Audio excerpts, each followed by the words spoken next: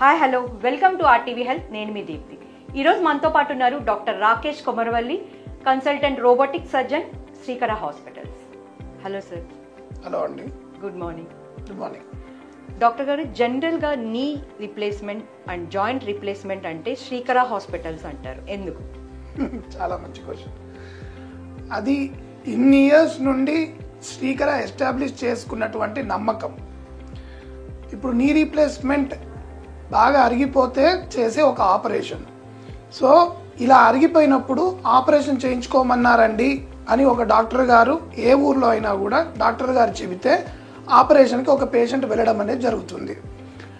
అయితే మీరు అడిగిన క్వశ్చన్ ప్రకారం ఈరోజు ఎవరు నీ రీప్లేస్మెంట్ చేయించుకుంటున్నా కూడా తెలంగాణ అండ్ ఆంధ్రప్రదేశ్లో ఒకసారి శ్రీకరాకి వెళ్ళి ఒక ఒపీనియన్ తీసుకోండి అని చెప్పడం అనేది చాలా కామన్ అయిపోయింది. ఎందుకంటే మొదటి నుంచి శ్రీకరాలో ఎవరికైతే నీ రీప్లేస్మెంట్ అవసరమో, అంటే వాళ్ళ దినచర్య సరిగ్గా పీస్ఫుల్గా జరగట్లేదు, ఇబ్బందికరంగా ఉంది అన్న వాళ్ళకి మాత్రమే నీ రీప్లేస్మెంట్ సజెస్ట్ చేయడం జరుగుతుంది శ్రీకరాలో. అందుకనే ఈరోజు ప్రతి ఒక్కరు ఒక ఒపీనియన్ తీసుకొని మా దగ్గర చేయించుకొనివ్వండి లేదా ఎక్కడైనా చేయించుకోండి, బట్ ఒక ఒపీనియన్ మాత్రం ఖచ్చితంగా శ్రీకరాలో తీసుకుంటున్నారు. అవసరం అని చెబితేనే వాళ్ళు చేయించుకోవడం జరుగుతుంది. అందుకే ఆ రిలేషన్ ఎస్టాబ్లిష్ చేయగలిగాం. సో జనరల్గా ఈ నీ రీప్లేస్మెంట్ సర్జరీ చేసుకున్న వాళ్ళలో కొన్ని అపోహలు ఉంటాయి, అలానే భయాలు ఉంటాయి. సో వాళ్ళ కోసం మీరు ఏం చెప్తారు? నీ రీప్లేస్మెంట్ సర్జరీ అనేది ఈరోజు చాలా కామన్గా ఉన్న సర్జరీ. మంత్కి 300 to 400 నీ రీప్లేస్మెంట్ శ్రీకర ఆసుపత్రిలో జరుగుతున్నవి. ఈరోజు ఆల్మోస్ట్ స్టేట్లో టాప్ మోస్ట్ పొజిషన్లో ఉండడానికి కారణం success rate of the surgery. సంవత్సరానికి 4 నుంచి 5,000 సర్జరీస్ చేస్తున్నాము. Out of which almost 100% success రేట్తో వెళ్ళడం జరుగుతుంది. సో అంత కామన్గా జరుగుతున్నటువంటి సర్జరీ.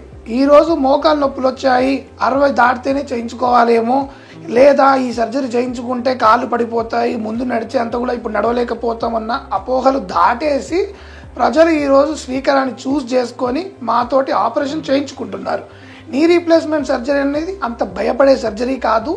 ఈరోజు చేస్తే మరుసటి రోజే నడవడము, వాష్రూమ్కి అది వెళ్ళడం జరుగుతుంది.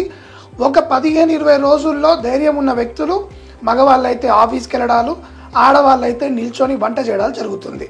సో ఎటువంటి అపోహలు లేకుండా ధైర్యంగా ఈ సర్జరీ చేసుకోవచ్చు. సో అసలు ఈ నీ రీప్లేస్మెంట్ సర్జరీ అనేది ఎవరు ఎక్కువగా చేసుకోవాలంటారు?